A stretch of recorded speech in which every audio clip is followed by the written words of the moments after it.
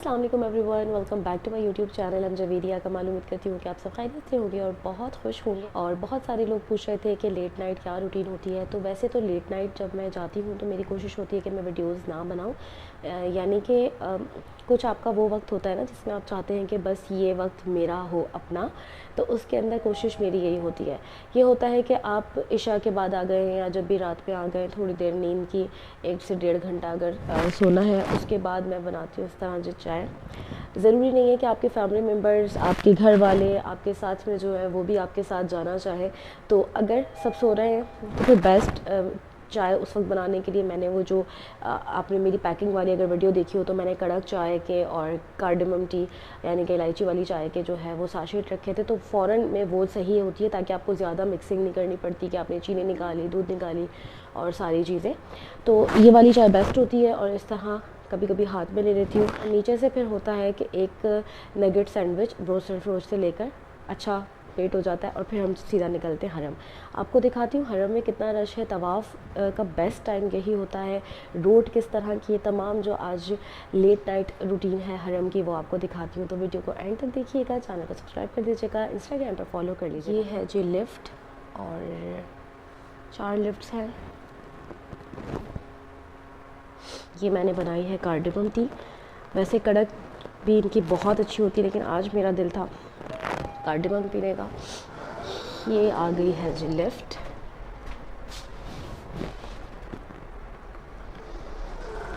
और ये हम चलते हैं ग्राउंड फ्लोर पे। लेट नाइट रूटीन में वो है कि अगर आपके फैमिली मेम्बर्स आपके साथ में जो है वो नहीं जाना चाह रहे तो आप ज़रूर जाएं। तवाफ़ करने का सबसे बेस्ट टाइम है लेट नाइट और काफ़ी जल्दी तवाफ़ हो जाता है क्योंकि रश बहुत कम होता है। अगर आप गिलाफ़े काबा को छूना चाहते हैं तो भी बहुत अच्छा बेस्ट टाइम होता है ये।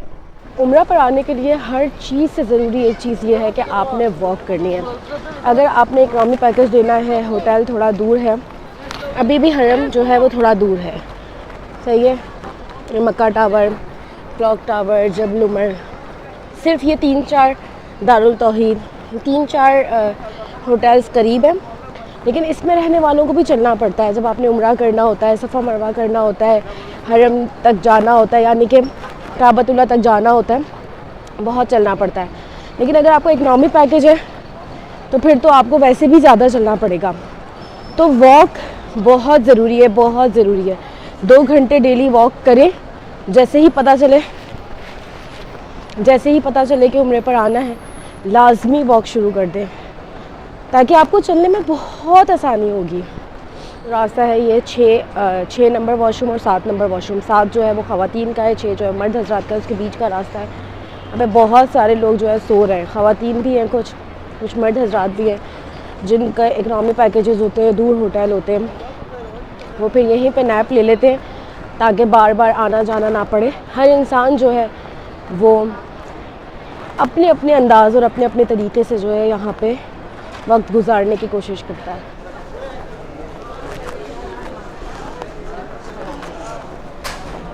अल्हम्दुलिल्लाह जी, देखिए मताफ़ में आ गई हूँ। अभी रश ये बहुत कम है। कल जो है वो मुझे एक खातून मिली और वो मुझे कहने लगी कल रात में अराउंड यही 1 बज रहा था, अभी भी 1 बज गया है, कितना ज़्यादा रश है ना। कहती कितना ज़्यादा रश है। मैंने कहा ये तो कुछ भी नहीं है। दोपहर और शाम में जो लोग बैठे हैं उससे भी आगे तक तवाफ़ चल रहा होता है। तो आप देखें कि कितना ये खाली है सब और तवाफ़ बहुत जल्दी हो जाता है। मैं भी तवाफ़ करती हूँ और फिर उसके बाद इंशाल्लाह और कुछ अपडेट होती है तो देती हूँ। अल्हम्दुलिल्लाह इस वक्त मेरे 2 तवाफ़ हो गए हैं तकरीबन 20 मिनट में और माशाल्लाह से आप खाली देखें कितना है। तो बेस्ट वक्त यही है तवाफ़ करने का। अगर आप चाहते हैं कि बहुत आसानी से और ज़्यादा तवाफ़ हो जाए तो फिर आप इसी वक्त आएँ। अब जी बज रहे हैं 2 और 2 बजे जो है वो यहाँ पर रश होना थोड़ा शुरू हो जाता है क्योंकि लोग जो है वो इशा में वितर नहीं पढ़ते उस वक्त के। वो कहते हैं कि हम पहले यहाँ आएंगे, फिर तहज्जुद के साथ अदा करेंगे और तवाफ़ भी कर लेंगे। तो 2 बजे जो है वो फिर बहुत ज़्यादा रश शुरू हो जाता है और 3 बजे तक तो बहुत ज़्यादा हो जाता है और बस फिर वही फजर के बाद ही जाकर, थोड़ी देर बाद जाकर जब सब चले जाते हैं, यानी कि बहुत तादाद में लोग चले जाते हैं फजर के बाद, फिर खाली होता है। अब ये बहुत आराम से अल्हम्दुलिल्लाह तवाफ़ भी हो गए और काबा जब सामने होता है तो काबे को आप देखकर अपनी दुआएं मांग सकते हैं। जो जो आपकी दिल की वो बातें जो आप किसी से नहीं कर सकते ना, वो आप बेशक अल्लाह पाक की ज़ात के आगे रख सकते हैं। अपने ख्वाहिशात, अपनी दुनियावी ख्वाहिशात भी आप उसी से ही मांग सकते हैं। और जो आपको चाहिए है, जो आपकी ज़िंदगी में कमियां हैं, वो आप उससे मांग सकते हैं। आखिरत की भलाइयाँ मांग सकते हैं, जो मांगना चाहें। मैंने एक वीडियो थी, मेरी शॉर्ट वीडियो थी आई थिंक, उसके अंदर मैंने ये बताया था कि मक्कातुल मुकर्रमा में कहाँ कहाँ दुआएं कबूल होती हैं, यानी कि खाना काबा में कौन कौन से मकामात ऐसे हैं जहाँ पर दुआएं कबूल होती हैं। तो एक किसी बहन का कमेंट आया था कि वहाँ जाकर भी और किसी दुआ की ज़रूरत रहती है, तो बिल्कुल रहती है। हमें बहुत सारी चीज़ें, हमारी जो लोग हमें कहते हैं, हमारे प्यारे कहते हैं, हमारे घर वाले कहते हैं, जो यहाँ नहीं आए होते वो कहते हैं, जो अभी यहाँ नहीं है वो कहते हैं दुआओं के लिए। हमारी अपनी इतनी चीज़ें ऐसी होती हैं, इतनी ख्वाहिशात ऐसी होती हैं, हम अल्लाह से नहीं मांगेंगे तो किससे मांगेंगे? दुनियावी चीज़ भी है तो अल्लाह से ही मांगेंगे, वही दे सकता है और उसी के इख्तियार में है। अगर वो कुन कह दे हमारी ख्वाहिशात पर और उसकी रज़ा शामिल हो जाए तो यकीनन हम जो चाहते हैं ज़िंदगी में वो हम पा सकते हैं, लेकिन सिर्फ़ अल्लाह की रज़ा शामिल हो जाए। तो हम यही दुआ कर सकते हैं यहाँ पर, अपनी आखिरत की भलाइयाँ मांग सकते हैं, गुनाहों से माफ़ी मांग सकते हैं, जो भी मांग सकते हैं वो हम काबे के सामने खड़े होकर, जो हम किसी से नहीं कह सकते वो सब कुछ हम काबे के सामने खड़े होकर कह सकते हैं।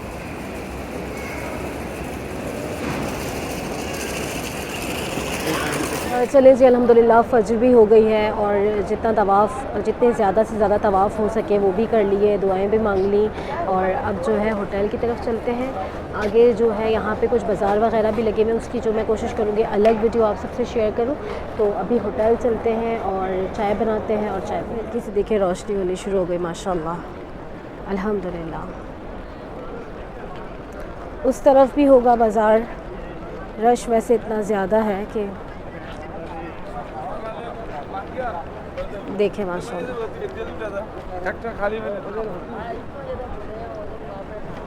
अल्हम्दुलिल्लाह असर हो गई और असर के बाद बस दिल था कि तवाफ़ किया जाए। आज जो है वो मैं कुछ ऐसे पॉइंट्स जो कि उम्रा परफॉर्म करते हुए बहुत सारे लोग गलती करते हैं, बहुत सारे लोग ध्यान भी रखते होंगे, लेकिन जिनका ऐसा होता है कि कभी कभी हमें नहीं ध्यान रहता, तो हो सकता है कि आप इस वीडियो को देखने के बाद किसी भी एक पॉइंट पर जो है वो ये सोचें कि अच्छा ये गलती हो सकता है हमसे पहले हुई हो, या ये सोचें कि भाई ये गलती हमसे ना हो। तो बस यही मेरी कोशिश है कि इस सफ़र पर जो भी आए खुश असलूबी के साथ अच्छे से इस सफ़र का इख्तिताम कर कर अपने घर को लौटे।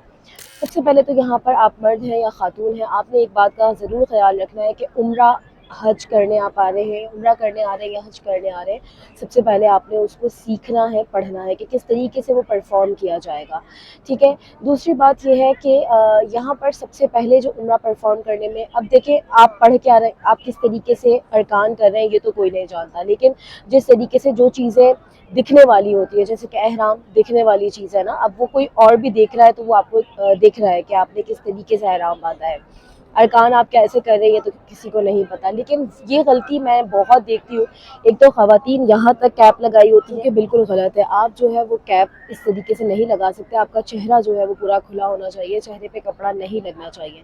यहाँ पे बहुत सारी ख़वातीन वो हैं जो कहती हैं कि हम नकाब करते हैं। अगर आप नकाब करती हैं और आप प्रॉपर नकाब करती हैं तो फिर आप एक कैप मिलती है, वो इस तरीके से आगे होती है और उसके ऊपर आप कपड़ा ले सकती हैं, ताकि आपके नकाब भी हो जाए और आपका चेहरे पे कपड़ा भी ना लगे।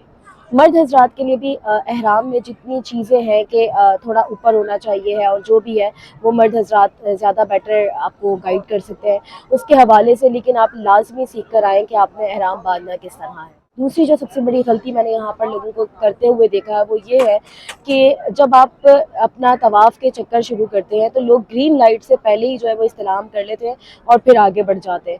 हत्ता कि हमने जो इस्तिलाम करना है, यानी कि हजर अस्वद को बोसा देना है, वो हमने ग्रीन लाइट की सीध में देना है, यानी कि जो सब्ज़ रंग की लाइट होगी और हजर अस्वद उसके ये इस तरीके से वो जगह है, वहीं आपने खड़े होकर हजर अस्वद की सिमत जो है वो बोसा देना है और फिर आपने अपने इस्तिलाम करते हुए अपने तवाफ़ के चक्कर शुरू करने हैं। इसी तरह आपने हर चक्कर में इस्तिलाम जो है वो इस तरीके से ही करना है कि आपका रुख जो है वो हजर अस्वद की जानिब हो और आप बिल्कुल उस ग्रीन लाइट और हजर अस्वद की सिमत का तयन करते हुए खड़े हो। बहुत सारे लोग बस पहले से ऐसे चलते हैं और गुजरते हुए बस यूँ कर दिया, आप प्रॉपर रुकें, दुआ पढ़ें और उसके बाद इस्तिलाम करें और फिर आगे बढ़ें।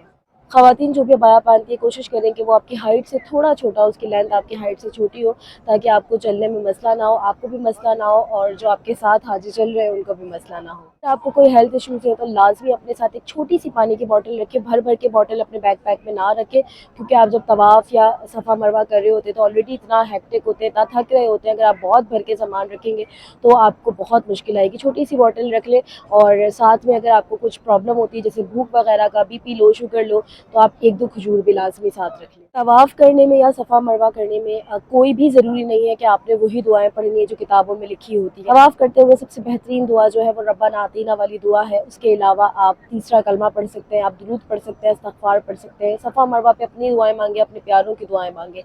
अगर आप दुआएँ याद कर कर आएँ तो बहुत अच्छी बात है, लेकिन बहुत सारे लोग ऐसे होते हैं जो कि किताब को देखने के चक्कर में, यानी कि वो किताब को देख कर पढ़ रहे होते हैं और फिर आस पास के लोग भी उसकी वजह से आसपास के लोगों को भी उनकी वजह से मुश्किलात पेश आ रही होती है चलने में, क्योंकि वो ना ध्यान हो रहा होता है कि आप किस तरफ जा रहे हैं, कैसे जा रहे हैं। तो कोशिश करें या तो याद कर कर आ जाएं या फिर आप ऐसा करें कि जो भी आपको याद है आप वो पढ़ें।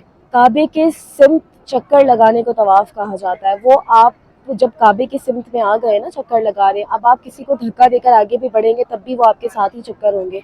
कोशिश करें कि इस तरीके से धक्के देकर और तवाफ़ करना, या आप लाज़मी धक्के देकर जो है वो हतीम में नमाज़ पढ़ने जा रहे हैं, या आप लाज़मी धक्के देके हजर असवद का बोसा देने जा रहे हैं, तो बिल्कुल भी नहीं है। इस चीज़ में सबसे बेहतरीन तो यही है कि हुकूकुल इबाद का भी ख्याल रखा जाए। कोशिश करें कि धक्के किसी को ना दें, आपकी वजह से किसी भी हाजी को परेशानी ना हो। बहुत सारे लोग ये बात कहते हैं, जब अगर किसी से डिस्कस हो तो कहते हैं कि भाई सभी लोग ये कर रहे होते हैं, तो सब लोग ये कर रहे होते हैं इसका मतलब ये नहीं है हम अपने किए के ज़िम्मेदार हैं, सबके किए के ज़िम्मेदार नहीं हो सकते। अगर आप ख़वातीन हैं तो लाज़मी जो है वो कांच की चूड़ियाँ ना पहनें। ये मैंने बहुत वीडियोज़ में बात की, लेकिन अभी भी अक्सर ऐसा होता है कि कांच की चूड़ियाँ गिरी हुई नज़र आती हैं, क्योंकि जब वो टूट जाती हैं तो वो हाजी को बहुत तकलीफ़ देती हैं। और गुठली, खजूर की गुठली तो इतनी गिरी हुई होती है कि आपकी सोच है। जितने लोग आ चुके हैं वो मेरी बात से इत्तेफ़ाक करेंगे। तो अगर आपके पास खजूर है, आप खजूर खा रहे हैं, आपके पास जो भी बैग है आप उसमें एक दफ़ा रख लें, अपने होटल जाके या बाहर जाके फेंक दें। वैसे तो जगह जगह डस्टबिन होते हैं, लेकिन अगर आपको उस वक्त नहीं मिल रहा तो प्लीज़ इस तरीके से नीचे ना फेंकें।